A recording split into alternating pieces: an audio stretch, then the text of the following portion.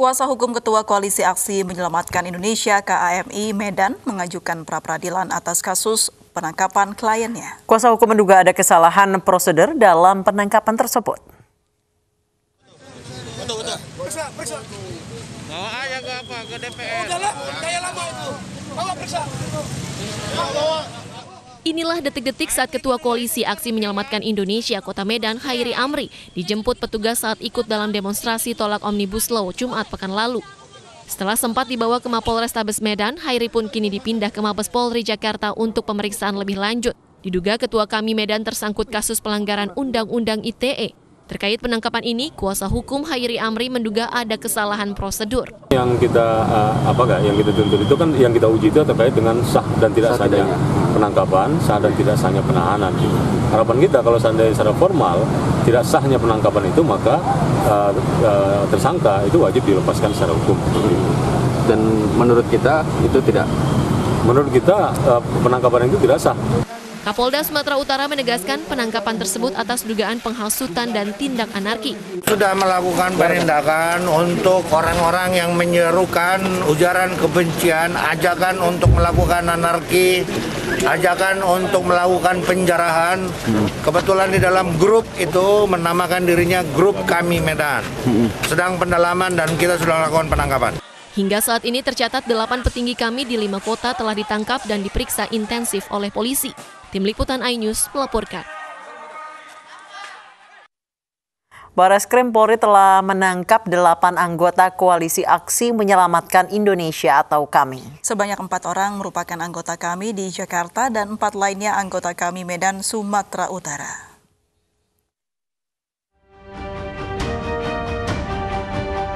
Tim dari Direktorat Tindak Pidana Cyber Bareskrim Polri menangkap sejumlah aktivis dan petinggi Koalisi Aksi Menyelamatkan Indonesia atau KAMI.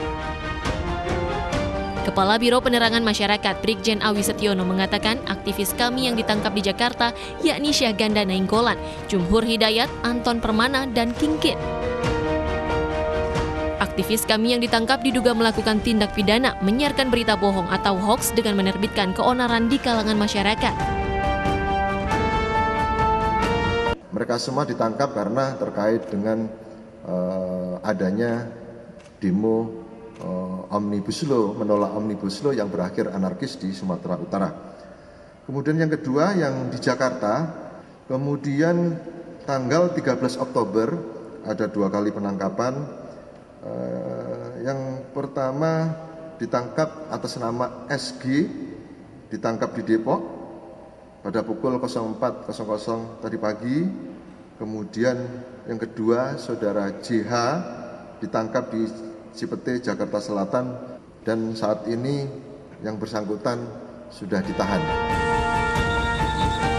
Sebelumnya polisi mengendus keterlibatan Koalisi Aksi Menyelamatkan Indonesia atau KAMI dalam unjuk rasa penolakan Undang-Undang Cipta Kerja yang berujung ricuh Kamis pekan lalu di Medan, Sumatera Utara.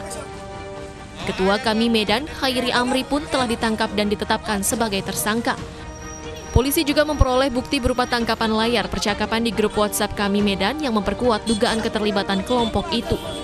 Tim Liputan iNews melaporkan. Untuk mengulas penangkapan petinggi Koalisi Aksi Menyelamatkan Indonesia sudah bergabung dengan Koordinator Divisi Hukum KAMI Abdullah Al-Katiri dan tenaga ahli utama Kantor Staf Presiden Doni Gahral Adian. Kita juga sudah berupaya mengundang Karopenmas Polri Brigjen Pol Awi Setiono, namun hingga saat ini belum mendapat respon. Kita ke Al-Katiri terlebih dahulu. Pak Al-Katiri, bagaimana terkait penangkapan anggota KAMI? Apakah ada follow up-nya lebih lanjut? Terima kasih. Selamat sore. Ya, hari ini kami tim hukum dari advokasi kami lagi berada di Bareskrim dan kami barusan mendampingi Bapak Anton Permana.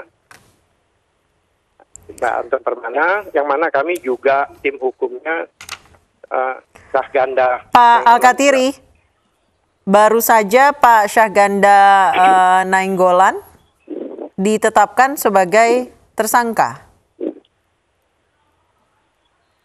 Dan Pak Jumhur Hidayat ditetapkan sebagai tersangka. Tanggapannya, Pak? Halo? Pak Alkatiri. Bentar. Pak Alkatiri, bisa mendengar kami? Bisa. Baik, Pak Alkatiri, baru saja Pak Jumhur Hidayat dan Pak Syahganda Nainggolan ditetapkan tersangka oleh kepolisian. Tanggapannya, Pak? Iya, ya memang kita juga bingung juga ya kenapa harus ditersangkakan ya. Masalahnya selama kita mendampingi itu tidak ada perbuatan melawan hukum ya yang menurut kami yang dilakukan oleh mereka. Yang mana mereka dikenakan undang-undang ITE, ya kan? Undang-undang nomor 11 tahun 2008 yang junto nomor 19 2016, khususnya pasal 28 ayat 2, yang mana di situ ada dikatakan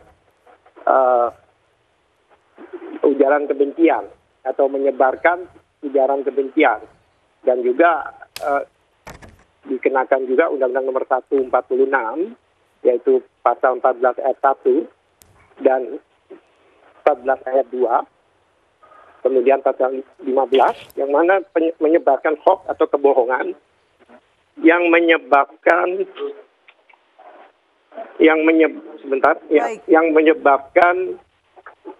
gantinya. Oke. Baik. Pak Alkatiri, nanti kami akan lanjutkan dengan Anda. Saya ke Pak Doni Garhal terlebih dahulu. Pak Doni, terkait dengan penangkapan beberapa anggota dan juga pimpinan kami. Ada yang bilang ini adalah penggiringan opini, pembentukan opini publik dan lain sebagainya. Tanggapan dari Istana seperti apa?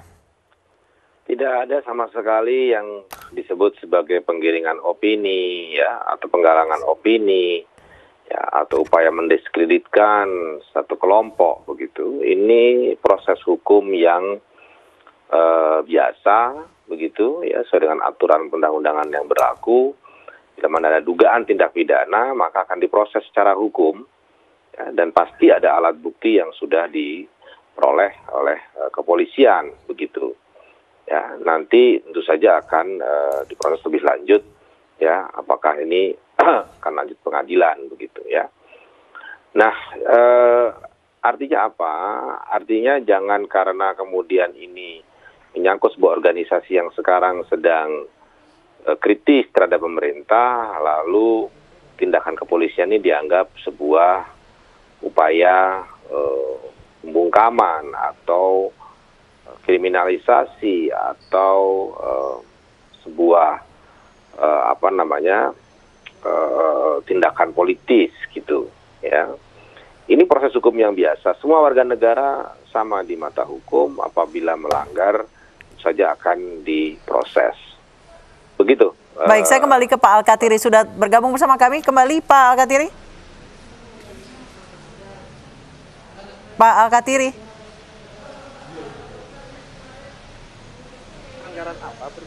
Iya, terima kasih. Baik, Pak Alkatiri, barusan menurut pelanggaran Iya, baru saja menurut Pak Doni Garhal tidak akan ada penangkapan. Perbuatan melawan hukum apa yang dilakukan oleh orang-orang tersebut?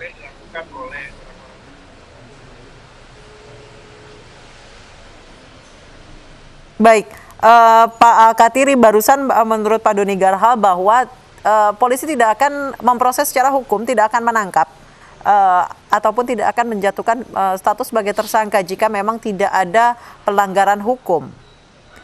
Boleh Bapak jelaskan terkait dengan anggota kami dijerat Undang-Undang ITE, menurut polisi apa kesalahannya, Pak? Iya. Ya.